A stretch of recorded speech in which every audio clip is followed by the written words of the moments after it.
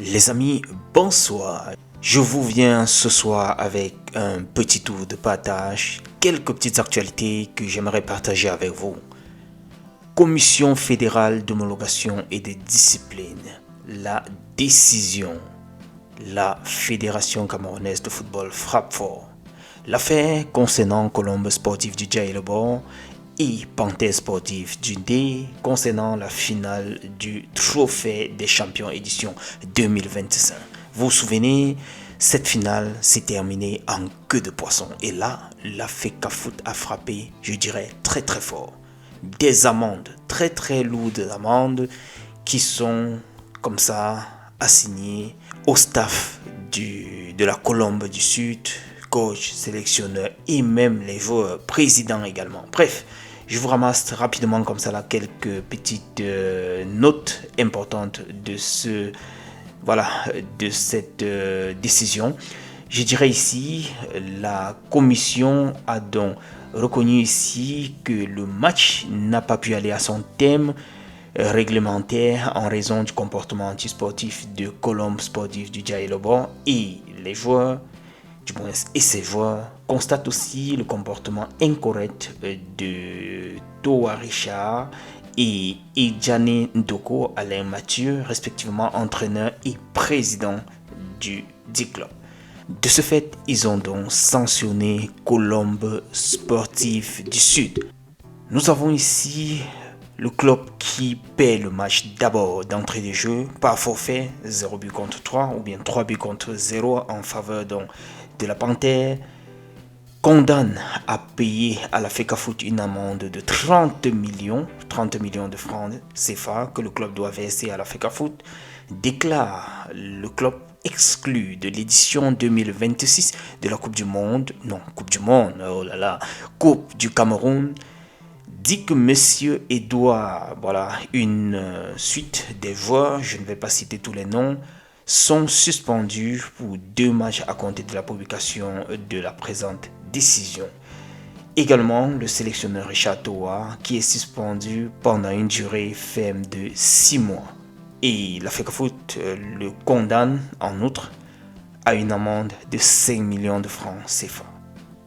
La commission déclare la Colombe du Sud solidaire de la dite décision, c'est-à-dire, la décision ne concerne que la Colombe du Sud et dit que M. Idjane Ndoko, c'est-à-dire le président, est suspendu pour une période d'1 an incompressible et déclare le club Panthère sportif du D vainqueur du match sur le score de 3 buts pour et 0 but contre.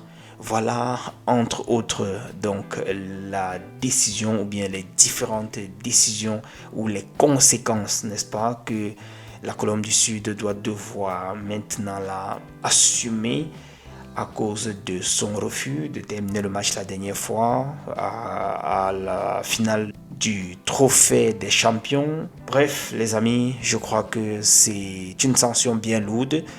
Mais quelquefois, il faudrait des sanctions comme ça là pour amener les autres équipes à se conformer un tout petit peu.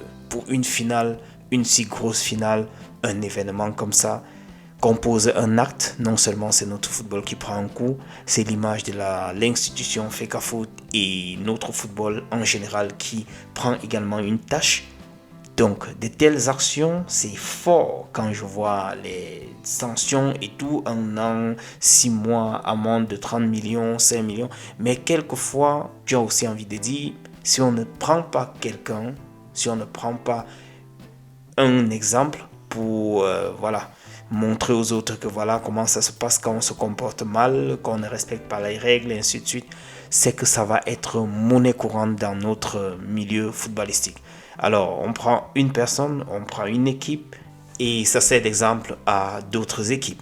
Bref, les amis, de l'autre côté, j'aimerais également parcourir cette autre actualité avec vous. Semblerait-il, le TAS a déjà reçu la requête, je dirais comme ça, du Sénégal ou bien de la Fédération sénégalaise de football concernant cette décision du jury d'appel de la CAF qui retirait le trophée à l'équipe du Sénégal. Alors, ils avaient promis d'aller aux côtés, du moins d'aller du côté du TAS. Semblerait-il donc, comme je le disais, ils auraient donc accepté, le TAS aurait donc accepté le recours du Sénégal et aurait imposé une mesure et a imposé une mesure conservatoire. Le titre du Maroc attribué par la CAF est donc en quelque sorte gelé et le trophée est donc, voilà, on peut dire suspendu comme ça jusqu'à nouvel ordre. Le temps pour le TAS de gérer, d'étudier le dossier et de donner son verdict. Ça évite également qu'on ne puisse donner peut-être des verdicts et puis qu'on revienne là-dessus. Donc là, ils ont bloqué tout et ils auront le temps d'étudier le dossier et de donner leur avis qui sera d'ailleurs définitif. Voilà, c'est une première, on peut dire ça comme ça, première décision venant du côté du TAS. Ça se partage un peu de partout. Selon certaines sources, c'est effectivement ce qui s'est passé. Selon plusieurs sources, ce serait donc ce qui s'est passé du côté du TAS. Nous attendons en tout cas le dénouement de cette affaire parce que si ça reste tel qu'on est en train de dire depuis quelques jours, c'est-à-dire l'attribution de ce trophée au Maroc après 2 mois de temps additionnel, franchement, ça sera du n'importe quoi. Entre autres, on est en train de nous faire savoir sur plusieurs sources qu'il y aurait un soupçon de corruption du côté de la CAF. Selon le journaliste algérien Nabil Bougalem, voilà, il fait savoir que les 5 membres du jury sur les 9 étaient triés sur le volet. Il nous fait savoir par exemple que jeudi au lendemain du verdict du jury d'appel de la CAF dans l'affaire Sénégal contre Maroc, le président de la CAF aurait donc déclaré que voilà, il loue l'indépendance des instances juridiques. Le journaliste algérien pense d'ailleurs que c'est une mise en scène et que le président de la CAF n'ignorait pas les manœuvres en cours. Bref, c'est ce que le journaliste pense. Qu'à cela ne tienne, comme je le disais, nous attendons le verdict du TAS. Quel que soit ce qui s'est passé, qui est corruption, qui est pourparler, qui est arrangement, ça ne nous intéresse pas. Nous voulons tout simplement que le meilleur reste avec le trophée. Et le meilleur a été le Sénégal. Et pas de demi-mesure. Tout le monde entier est unanime là-dessus. Je ne sais pas par quelle alchimie ils réussiront ce coup-ci. En tout cas, nous attendons la réaction du TAS. Nous allons terminer ceci avec nos Lions U23 qui sont déjà dans une ambiance terrible dans la tanière. Nous apprend Précis, la journaliste Précis. Tous les joueurs convoqués ont été, du moins, ont déjà rejoint leur base, la tanière, et l'atmosphère est, voilà, je dirais, conviviale et pleine d'enthousiasme. L'ambiance au sein du groupe est jugée assez excellente par le staff et les joueurs. Hier dimanche, l'équipe a partagé déjà son premier repas collectif, un moment important de cohésion et de lancement de cette nouvelle aventure commune. Jusqu'au premier match, les Lions poursuivront une série de séances d'entraînement destinées à renforcer les automatismes, les conditions physiques et l'esprit d'équipe, nous apprend-elle. Nous avons vu l'accueil, nous avons vu le cadre professionnel qui a été réservé à ces jeunes lions-là.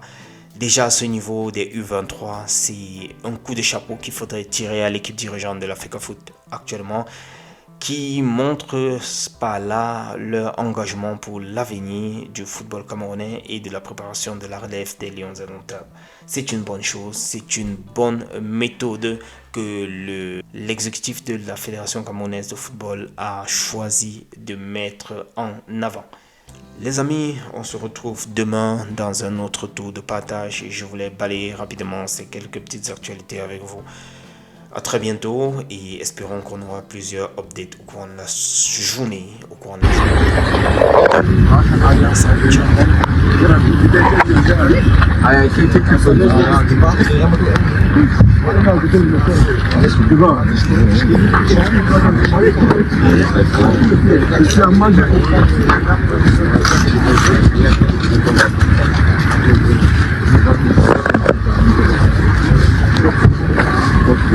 Ah,